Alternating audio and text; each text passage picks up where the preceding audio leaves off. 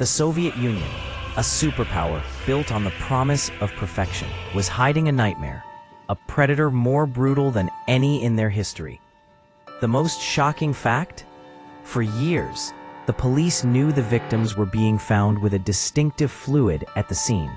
Yet they arrested over 1,000 innocent men based on this evidence, while the real killer, who had a rare medical condition that made that evidence impossible for him, continued to walk free.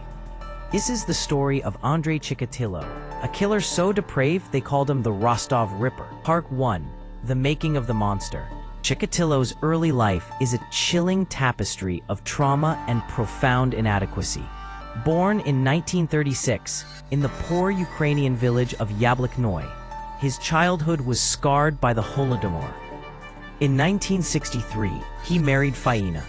He desperately wanted to be a normal husband, a normal father, but his profound feelings of sexual inadequacy, stemming from his medical conditions, created an insurmountable barrier.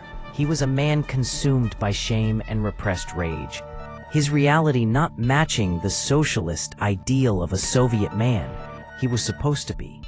And so, the rage began to find an outlet, an illicit, violent, and ultimately devastating release, turning him from a deeply flawed citizen into a terrifying predator. The police arrested and interrogated over 1,000 men, torturing many of them into false confessions. One man, a mentally handicapped worker named Alexander Kravchenko, was convicted of the Zakharova murder, largely because the state needed a quick, clean resolution to uphold the myth of low crime. Kravchenko would be executed in 1983, an innocent man sent to his death while the true killer continued his bloody spree, emboldened by the authorities' blindness. Between 1981 and 1984, the murders were frequent, brazen, and increasingly savage. Chikatilo was living a meticulous double life. By day, he was the respectable, if slightly odd supply clerk, often traveling for work, a perfect cover for his movements. He'd spend his evenings meticulously planning his hunts, preying on those who wouldn't be missed quickly, orphans, vagrants, and especially children he could lure from train stations with a simple smile and a promise. The pattern of the crimes became grotesque. The victims were often found near forests adjacent to railway lines, bound, stabbed dozens of times, and mutilated in a manner that suggested a deep personal frenzy, far beyond what was needed to simply kill. He developed an obsession with the inner organs, a dark echo of the consumption myth of his childhood. The police were baffled. They had the resources of a superpower thrown at the case, but their rigid mindset failed them.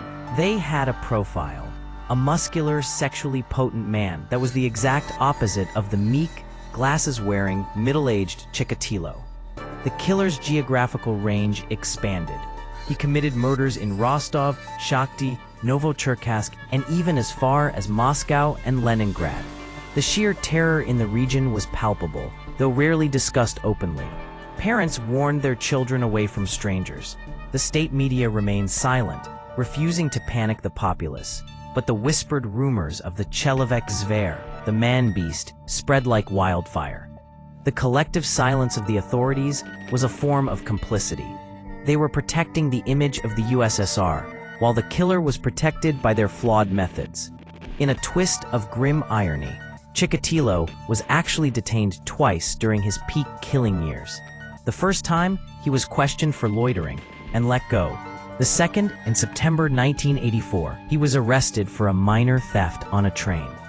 A knife was found in his possession, but because his blood type didn't match the one found on a nearby victim's clothing, the blood was the victim's, not the killer's, an error the police failed to recognize.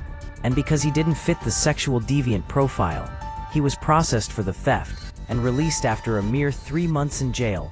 This was a monumental failure. Had his interrogation been conducted thoroughly, more than 20 lives could have been spared. New, younger investigators, particularly Lieutenant Colonel Igor Rybakov, started to apply more modern forensic and psychological techniques, ignoring the flawed initial profile.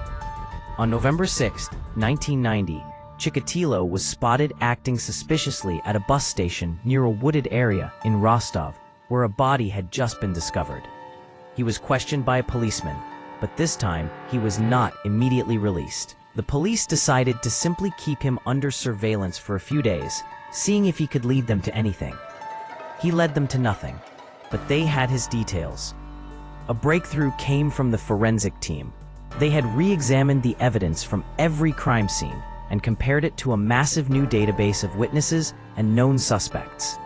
They realized that the killer's repeated proximity to railway lines was not random. It was tied to his work as a supply clerk. When they matched this new occupation-based profile against Chikatilo, the mild-mannered man who had been questioned and released so many times, he finally fit. The interrogation was a masterclass in psychological warfare, led by investigator Isya Kostoyev.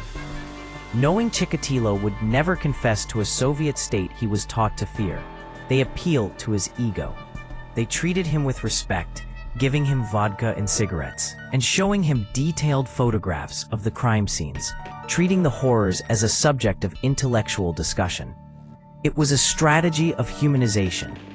Finally, after 4 days, Chikatilo cracked. He began to weep, then to speak, leading the police to hidden burial sites and confessing to every murder in chilling, almost mechanical detail. The full tally was 53 victims, 44 males, 9 females, ranging from ages 7 to 45. The sheer volume and savagery stunned the Soviet people. Conclusion: the legacy of the Ripper. The trial in 1992 was a sensation, broadcast nationally, revealing the monster to the world. Locked in a cage to protect him from the enraged crowds, Chikatilo ranted and cursed, sometimes dropping his trousers in an attempt to prove his abnormality. The trial was less about guilt, which was undeniable, and more about the spectacle of a society wrestling with its own darkest failure. In October 1992, Andrei Chikatilo was convicted of 52 murders and sentenced to death. On February 14, 1994, he was executed by a single gunshot to the back of the head. The case of the Rostov Ripper was more than a true crime horror story. It was a reflection on the failings of a totalitarian system. The police, blinded by the ideological need to prove communism was a perfect society, prioritized state image over human life. They were looking for a monster that fit their narrative, and in doing so, they allowed the quiet, pathetic little man to kill and kill and kill again.